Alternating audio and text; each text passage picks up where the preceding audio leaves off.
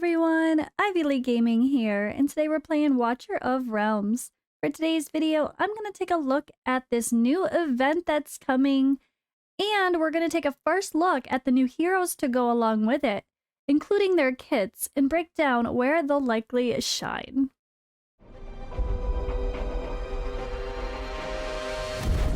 The finest blood for the most untainted soul. Alright, so we had this Crawling Dark event pop up here. I'm excited because it looks really cool. The characters are pretty interesting involved, although I wouldn't say it's going to be the best banners ever, but hey, we love a limited time event and a limited time hero. So yeah, let's take a look. We have, alright, from the 10th through the 16th. So the 10th starts Friday, and then that will go through next Thursday. So we're going to have 6 story stages with 4 challenges in total. And 4 challenge stages in total. Okay, so yeah, this is gonna be... So keep in mind, guys, if you were here for the Captain Reve event, this is gonna be a lot like that. There's gonna be a story mode where you get to use this character, which we'll talk about in a second, to help you get through the battles. And then there'll be the normal challenge stages to give you even more rewards. So as it says here, clear campaign stage 4-1 to unlock. To unlock the event, the account must have been created at least 4 days ago. Clear story mode stage 4 to unlock as well. So guys, if you are looking to reroll or start fresh and you're trying to check things out, I wouldn't wait until Friday to do your rerolls along with a 10 times event or anything like that. I would just start your account now so you can make sure you actually fully unlock the event and can take advantage of it every single day. But yeah, this is fun. This is a lot like the Captain Reve event, and well, we have some big similarities there as well. So, alright, tips. You can try out Falcia or Falcia, depending on where you're from. I'll call her Falcia, but I feel like it's probably Chia. Falcia? Are we Italian or Romanian, or are we? I don't know. All right, but I'll call her Falcia. You could try out Falcia for free in all 6 story mode stages. Also, in all event stages, Falcia and Voroth will receive a 20% boost to all attributes. Get ready to take new challenges. Sorry, get ready to take on new challenges with these powerful heroes. So they're encouraging you to use Voroth, which is interesting because I know he's one that people really liked early on, but there's just so many good fighters in the game, it's hard to find a place for him. But I probably have an A5 Voroth, and I'm sure I'll end up using him in the harder stages of faction trials that I have not tried to push yet. So there is that. Alright, so in the stages, stage tips. Commanders need to ensure the safety of the NPC on the map, or severe debuffs will be triggered. That's a weird way to put it.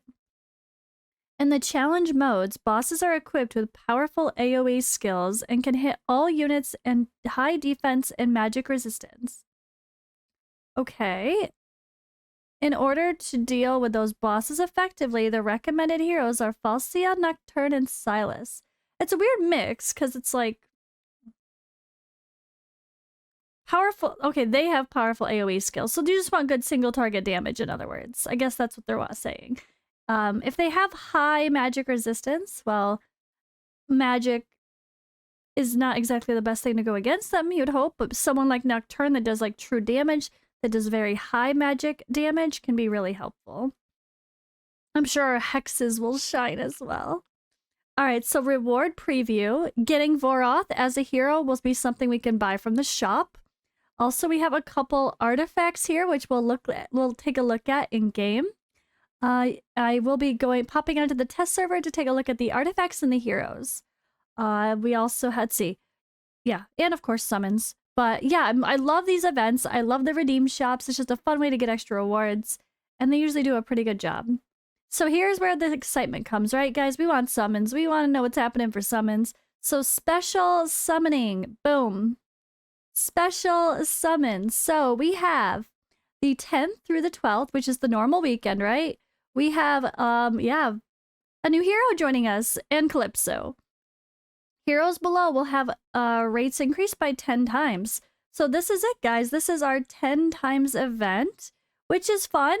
Her name is wait, how do I say it? Aylin? Aylin? I call her Storm because she literally looks like Storm from Marvel Universe, right? And she's gorgeous. But I know that she was never talked about very highly. A bucket, I remember seeing her long ago being talked about from a bucket is just not good. And when I've mentioned her randomly, like when I'm live, just being like, oh, she looks so cool, she's Storm, everyone's like, yeah, but she sucks. So hopefully that's not the case in general. I mean, maybe they will consider buffing her. If you're listening, devs, staff, people don't like this character. So you really should consider buffing her a little bit. Just compared to the other legendary level heroes, she's not as good in the eyes of people. And there's so many good epic heroes that you probably wouldn't spend your resources. From what I know, this is opinions I've heard from others. I have not tested her yet myself, but she looks amazing. And honestly, with that in mind, I really want to pull just because I want to get her. And she's someone I hope gets a little bit of a buff. Yeah, I think... I don't know. I kind of wish that she could shine in other areas, but I think Gear Raid 2 will be okay for her just as another healer. But again, there's a lot of epics too, so it kind of depends on your roster. She might not be your priority. And when it comes to Calypso, well, we all know some of us love, some of us hate Calypso, but I do know people highly, highly love Calypso that appreciate her for the very end game content when you get her to Awaken 5. We pull so many damn Calypsos, I'm pretty sure we're gonna actually get that. A lot of people are gonna have that happen eventually. But yeah, we'll talk about the rest of those heroes in a moment. I'm not really gonna talk about the epics, honestly. They really want people to use Voroth. He's solid for sure, but I can't really see using Selkath or Aveline and compared to so many others in the game. Not the best 10 times event, honestly. Not loving it, but what I am loving is this. This is what I'm loving. I am loving the Dark Invocations. We love a guaranteed limited time hero, right? I want that Captain Reve event to come back.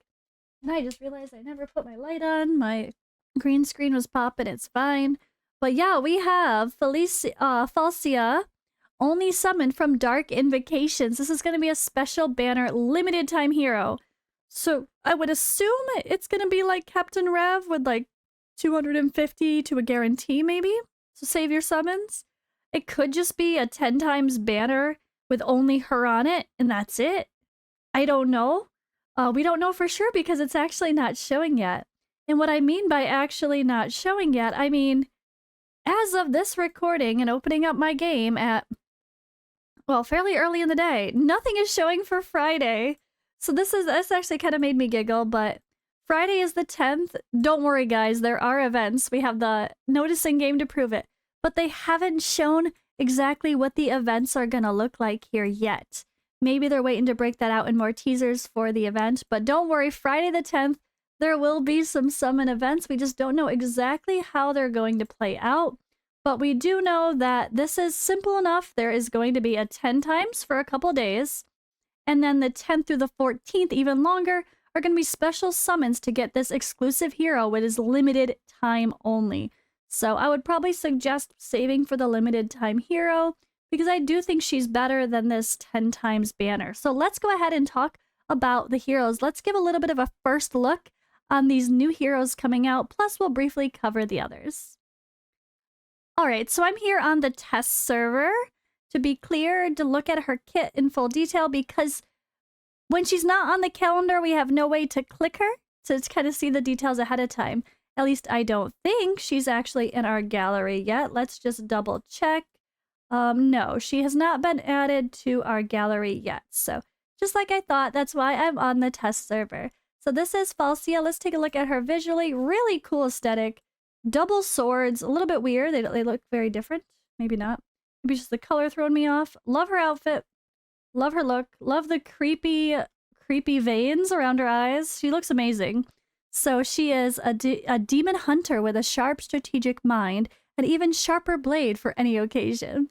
They consider her mixed damage, multi-strike attack, and true damage. That's what we like to see. Again, Nocturne is someone that does true damage, so That's a good example of areas where you need some extra oomph. She might be all right. So her talent, after performing basic attack 20 times, gains demon slaying stance that lasts for 25 seconds. Additionally gains specialized attack speed. So demon slaying stance, basic attack will deal an extra 160% true damage for basic attack. I like that. Shadow Slash will deal 260% true damage 5 extra times. All right. Definitely sounds like she's got great potential. Provides a great reduction in attack interval based on the attack speed attribute. Okay. So honestly, she sounds like she should... Okay, this is the sad part. You look up here, Northerner faction. She gets a shield? I mean, I guess as a fighter, that's going to be good. It'll help keep her alive when she's, like, on the front lines. But wouldn't you... I think we'd rather have her be part of this, like, Nightmare faction, maybe? Or even Infernal? I don't know. I feel like this, based on her kit with attack speed, specialized attack speed, and all this, I feel like she belongs... She's another one that belongs as another amazing fighter in the Nightmare faction. So I think that kind of takes away from her value, honestly.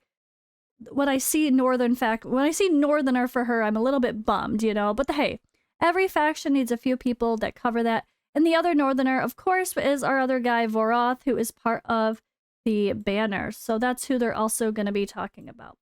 All right, but back to her. Let's quickly read through these skills. Actually, before we get to the rest of the skills, let's look at her details. So her base stats, yeah, we have 19,000 HP, 4,500 attack, 2,700 defense. Let's compare that maybe to another strong fighter like Salazar. Much higher attack for him, much higher HP. So that's a little bit meh, you know. Wait, what was her defense? Her defense is a lot better, though, than someone like Salazar, for example. But maybe because they have the true damage in her kit, her base attack being a bit low is probably to balance it out so it's not too busted, I would assume. But she does have a low base attack for some of those OP fighters. But maybe if she was in the other faction, she'd be better. I just don't... This is a weird mix, but they do... I mean, obviously they have some fighters here. But she just sounds like with this, she should be in the Nightmare faction. Alright, so basic attack deals 75% normal damage and 75% magic damage to one enemy. Then, of course, don't forget, you have that bonus talent that can be added in. Shadow Slash is her ultimate, deals 100% normal damage 5 times, and 100% magic damage 5 times to one enemy. Lots of attacks. So these are 5 times, 5 times, 1 time, 1 time. Like, this is all going to add up and help you get to that 20 base... Oh, wait, that's only basic attacks. Never mind. I was like, you'll get to that 20 basic attacks pretty quick, probably, if you have good attack speed on her. Her passive, when the hero is in demon slaying stance, increases damage by 30%. When the hero is shielded, increases damage by an extra 20%. So you got to think about that. That's actually pretty good because I guess that's where the synergy lies with her. With the Northern faction, she does more damage when she has a shield, and the Northern faction gives allies a shield periodically. So if you have a Soul Day as your lord, that's going to pay off. Or, of course, if you have the legendary options, you'll be good to go. Also, that does pair well with Vortex, who has the excess healing, excess healing converted to shields. So Vortex is really good to have in a team with her. So there is synergy with the Northern faction, but I feel like, is it as good as it would be with the Nightmare faction? I don't think so. But I see the synergy. It's just not as ideal for a fighter like her. That sounds like some fun extra attack speed with the true damage could really, really pump out some top tier damage. All right, and her passive Adrenaline Rush, when deployed, immediately enters Demon Slaying Stance that lasts for 25 seconds. So there we go. I guess at least this greater reduction in attack interval. I guess this specialized attack speed, it kind of counteracts for her not having like the Nightmare attack speed buff from the faction, the Lord bonus, I mean. something to think about.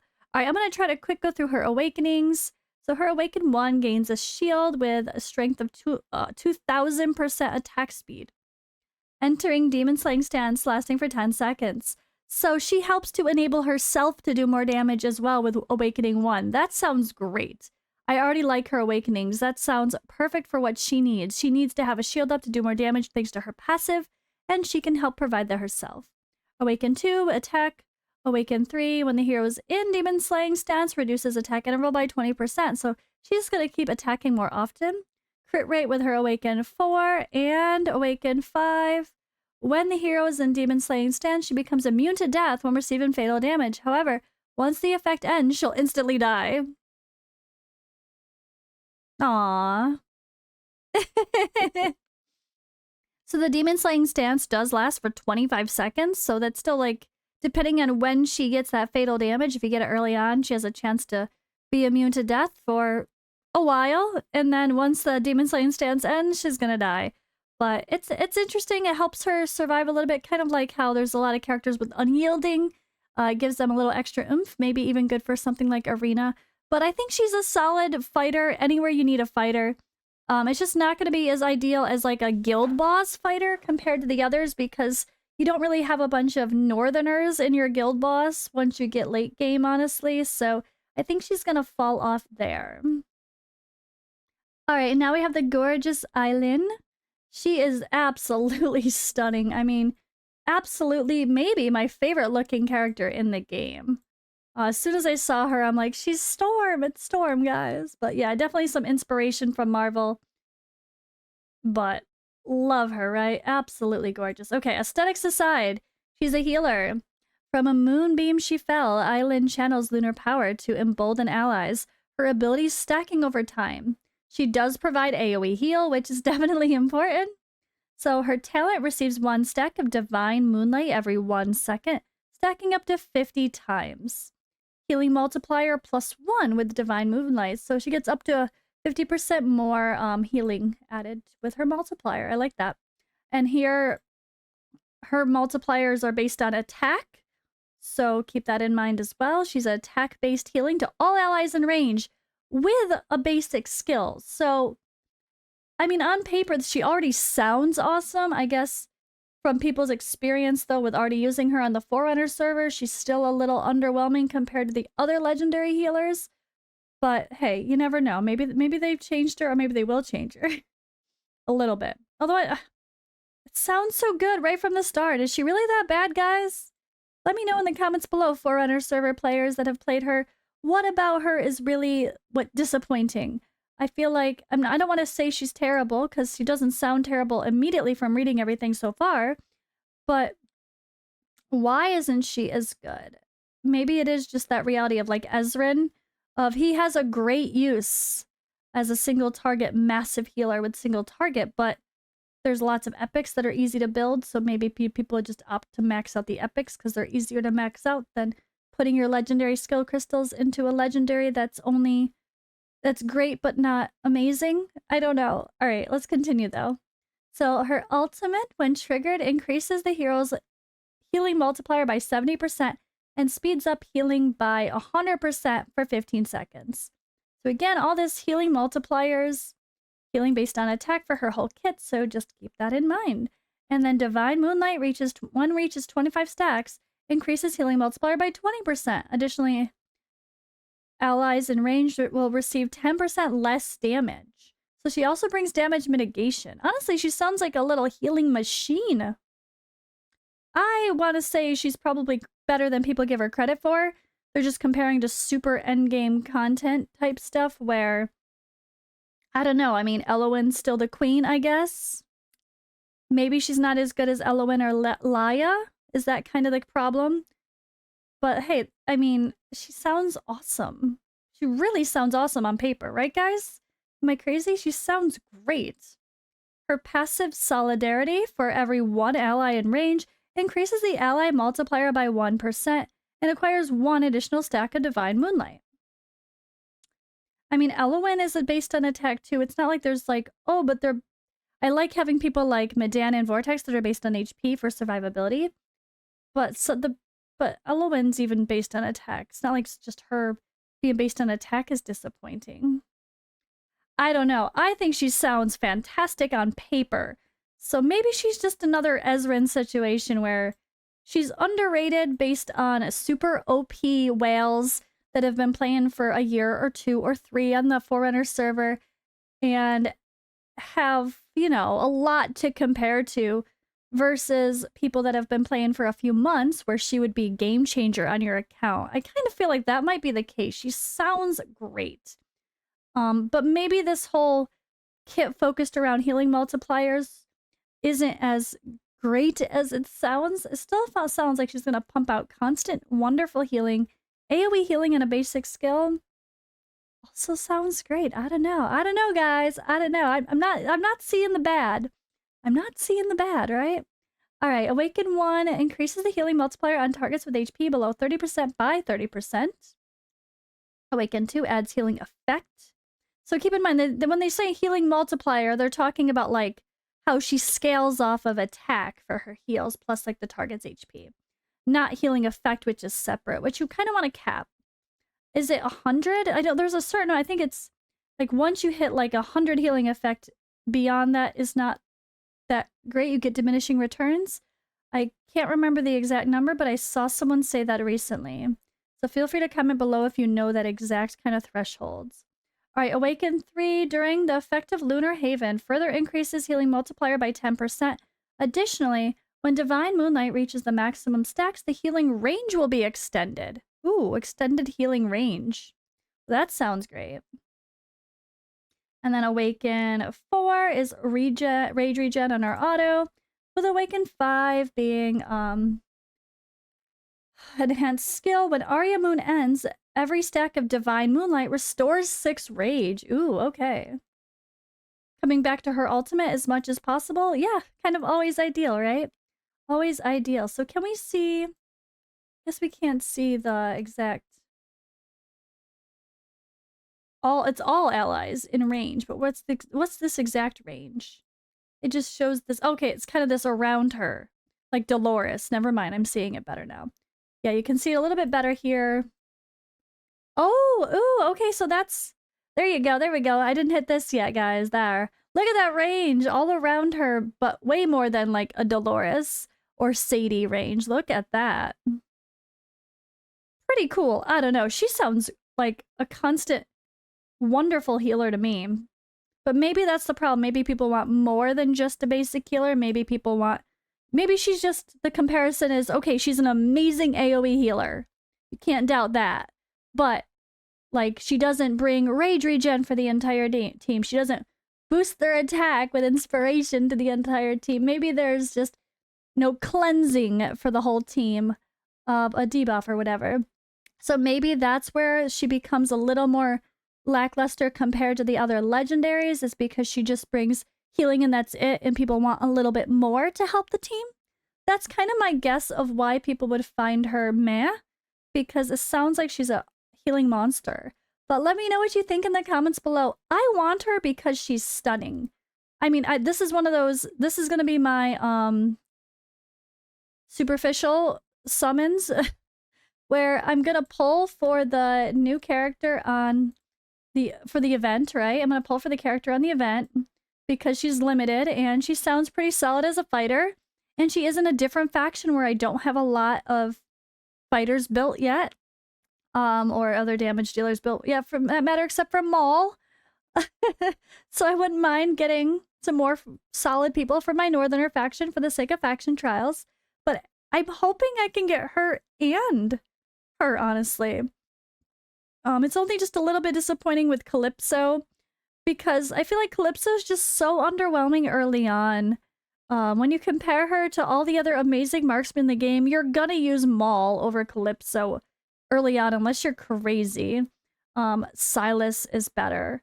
Hex is better.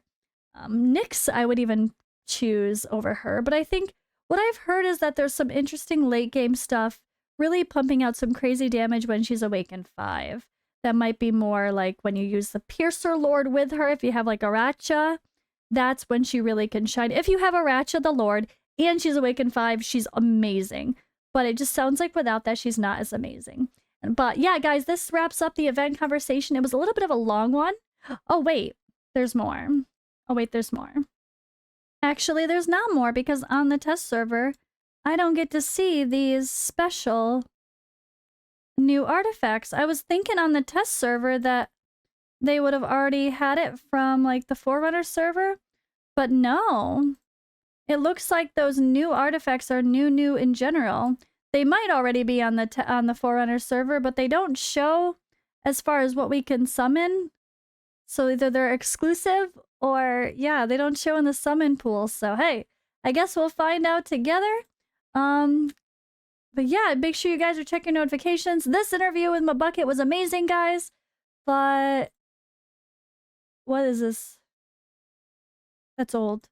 But yeah, lots of fun stuff to come, including new Guild Wars, new event, new limited exclusive hero, new legendary healer. I'm excited. I always love the way they do their events. And yeah, I will be saving my summons in case it's one of those 250 guaranteed pulls. Again, I'm going to use all my diamonds, whatever I got to do. We'll have some fun. But yeah, I'll see you in the next video.